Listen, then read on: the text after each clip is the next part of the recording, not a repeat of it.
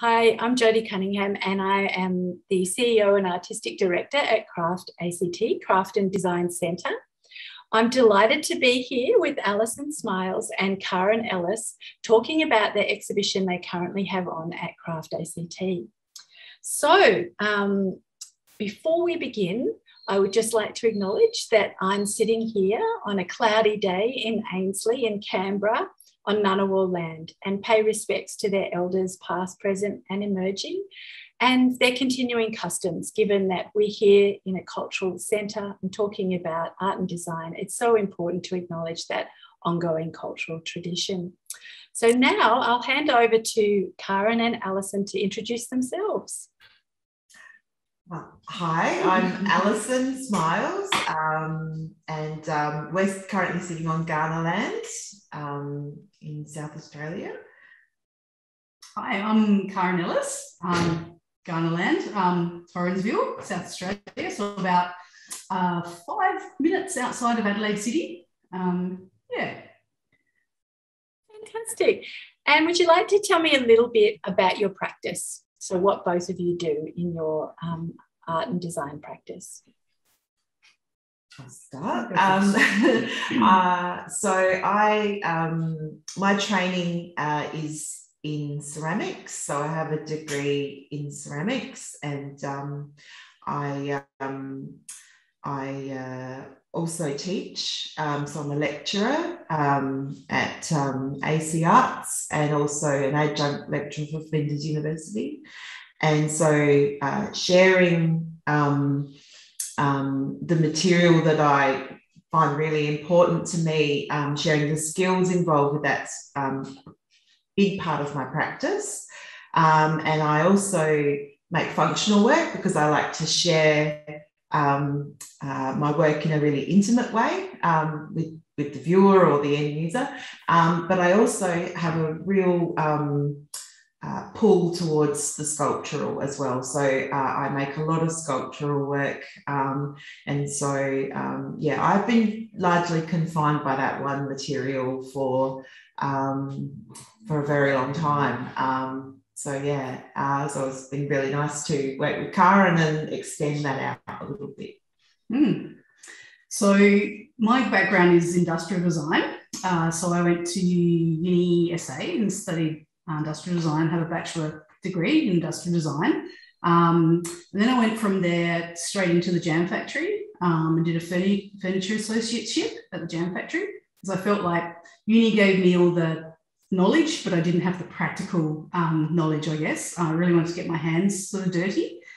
So my practice is really around materiality more than anything. And I love to learn new skills about materials and that kind of thing. So during this process, we've really shared each other's sort of skills. Like I'd go about it this way, and Alison would say, but I would go about this. Oh, really? Would you do? Oh, yeah, okay. So it was very much like we've lived together for 20-something years and we're still finding out new things about each other. So it was a really, really good process.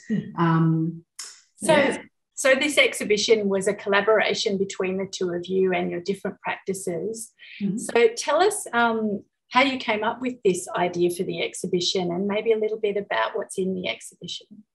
Sure. So the first lockdown in Adelaide, so it's kind of timely that we're talking during this time, we were in that time of being sort of sequestered away, just the two of us, and we turned towards each other and said, oh, you know, we can sort of just sit with this, or we can try and do something positive.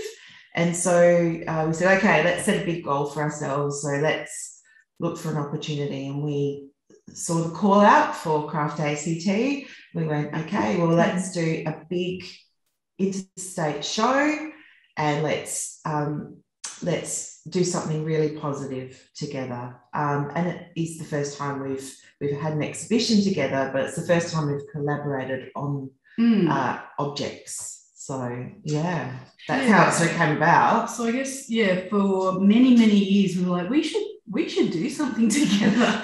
We should do something. And then there'd be another job or, something would sort of divert your attention off again. And I guess, I think what's happening with a lot of people, I think, Canberra's in lockdown as well. You tend to sort of look a bit more insular, I think, because you go, what can we do with this? What can we, make something good about this sort of situation? And that was really the opportunity for us to go, hey, that thing that we've been talking about for many, many years, let's do it. Let's do it. And we just really wanted to do something extremely happy and just like go, you know what, let's just, throw it all out there and, let's make people smile. When it's not so smiley at the moment. So, yeah. It did make people smile. It was a really joyous opening and a really joyous show. And so it's so great to see what you came up with. And so there was Alison, you mentioned you love the sculptural as well as the functional and the intimacy of functional objects. And so you had those beautiful mugs, but then they sort of turned into these biomorphic forms. Do you want to just tell us a bit more about that, those different kinds of forms you created? Yeah, so the functional forms actually came out of a project that we did with 3D printing.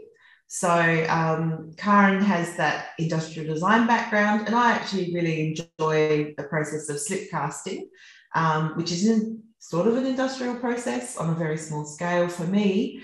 And so I could say to Caren, what sort of shape would you, like for a functional object?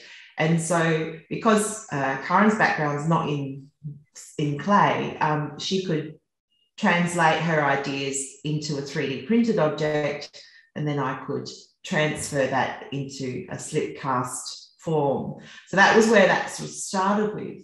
But the concept for the sculptural forms came from the idea of clouds and rainbows, because you never get a rainbow without rain. So the idea was these amorphous sort of distilled forms. So they're not representational of clouds, but they have this pillowy kind of feel to them. And so rather than put a standard rainbow sort of jumping out of a cloud, I wanted to punctuate the cloud with these bright colours. To do a sort of pared back, sort of more abstract representation. And so the two came together because of sculpture with the surface, but the form of the functional vessels was due to that sort of initial design session. So. Fantastic. And then tell us, Caren, a little bit about the furniture and how that developed. I think the biggest piece is the lounge. And honestly, that came about when Alison said, you need to make a lounge. This. And I went, oh, no, I don't think. I've never done a lounge before. But I have done pieces of furniture and prior to this exhibition had really got into upholstery and sort of learning a little bit more about that as well. So she kind of just kept at me, come on, do a lounge. So I went, okay, well, I need to go and learn about lounge construction, and it pretty much went from there. And I guess in all of my work, curves play a real process. And in those cups that we collaborated on, that bottom curve is, so it speaks to the other sort of, furniture as well. So that's where it came from, pretty much. And a lot of there was about 3 prototypes that I went through first to get like the seat right. And then we kind of went from there, and, then it was like the discussion of, okay, so I can do the frame, but what will it actually look like? And I really love sort of Italian design, and also looking at Australian sort of, design as well, Featherstone, and, looking through some old sort of design books and going from there, and then discussing with Alison, like, but we need to, that decoration that Alison is so very good at, like, which I'm not good at. I'm very much restrained. So then from there, Alison started drawing, basically, and we sort of consulted on that. Yes, yeah. And then, went from there. It grew. It grew. I think every time Alison would come home, there'd be another little bit of it, another little bit of it.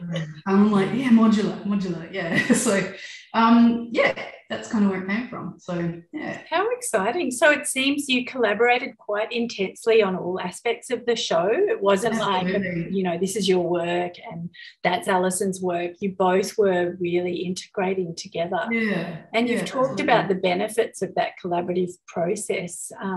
How do you think that might affect your work going forward, this collaboration? Oh, absolutely. We feel like, so, halfway through the process of making the cups, I stopped stamping my name on the cups. And so we started stamping Shiny Co, which is when the two of us are kind of making work together, that's the name we're going to start using, because we feel like, there needs to be no sort of beginning and end on our name and our intellectual kind of process. So it also has become so going forward. We've made really good relationships with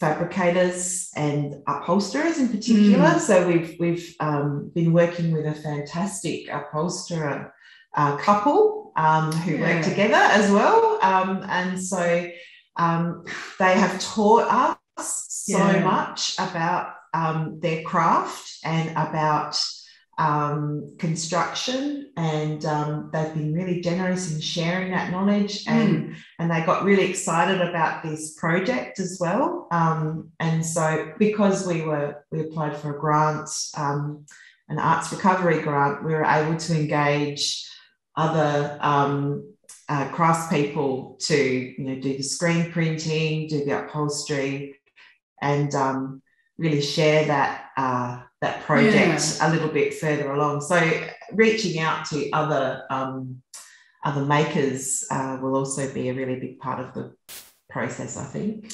Yeah, which is something that I do in my sort of practice anyway. And I think that's also what I really like doing, is like, I don't assume to know everything about everything, but I like to know a little bit about some things. So, and that was really exciting as well, to sort of find Chong and Tina actually, and have them drop something off and then go, how are we going to do this one? And then have a little chat about it, and then, come back a couple of days later and they work something out, and, have a real, discussion about it as well, which was happening here. And I guess we would always sort of show each other our work before having this sort of collaboration. What do you think about this? And but we had, I guess, in that instance, you have the opportunity to go, well, I disagree with you. Like, true. I'm still going to follow that path. But this time was very much about,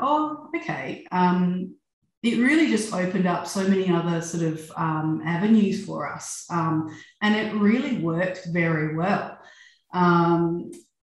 So the exhibition is, I guess, a little bit of it shows you what we can do, but we are certainly going to follow it forward for the future. So as well. were there, you mentioned potential conflict in collaboration. Were there any moments of tension where one of you was just like, I'm doing it my way?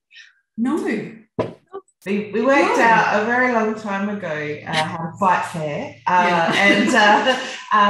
and so and because we both are equally invested in the process, it's easy to understand how gentle you need to be with somebody. So there was a time when I did some drawing for the sofa pattern, and Caren just didn't like it, and I could just tell even before she said anything that, no, it's not the one, and so you just have to respect that person and keep going, and work together on that. So, being really clear about what it is that's not working, because there's always something that is working. So, yeah. Yeah, and I think, but when it did work, I went, yes, that's it. Yeah, absolutely, that's it. We're not, nothing else. This is it. Let's go forward with this. Yeah. And I think, when we first started, there was a little bit of apprehension. I was like, what if something awkward conversation? Yeah, not that we have massive egos. However, we have been in our own sort of practice for a long time.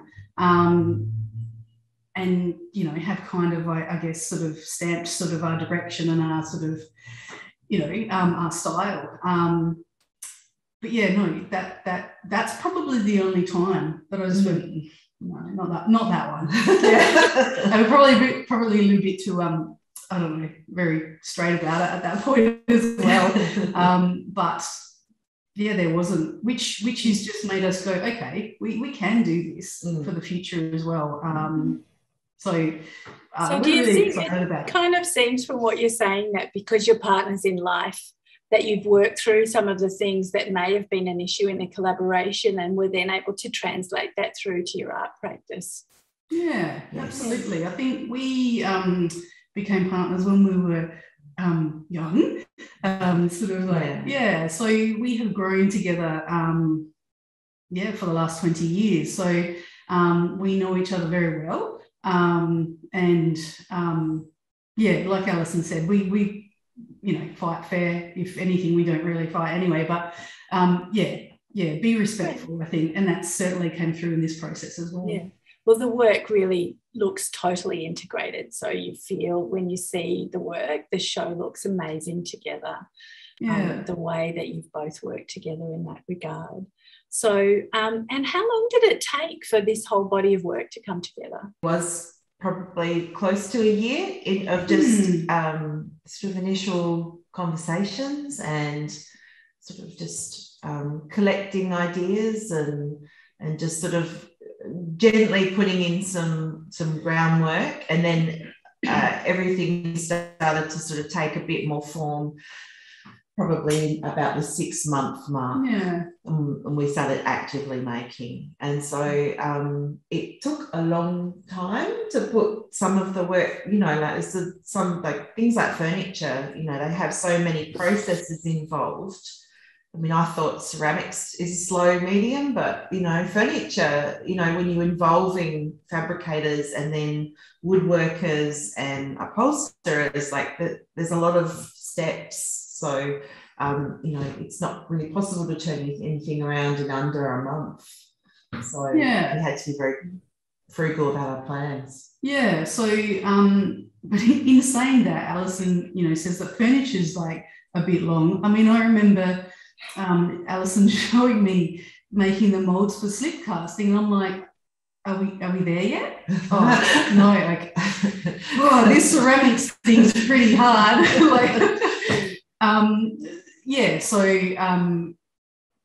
I think that lounge was an absolute labour of love for me. I really enjoyed making that. There was not one part of that I didn't love. And I think as a maker, you would know as well, I think that initial stage of us sort of 12 months getting to 6 months and actually hitting our stride. And I think this is the thing when we continue to make, you get that spring in your step and you get that this is really working, and you start to get excited about it.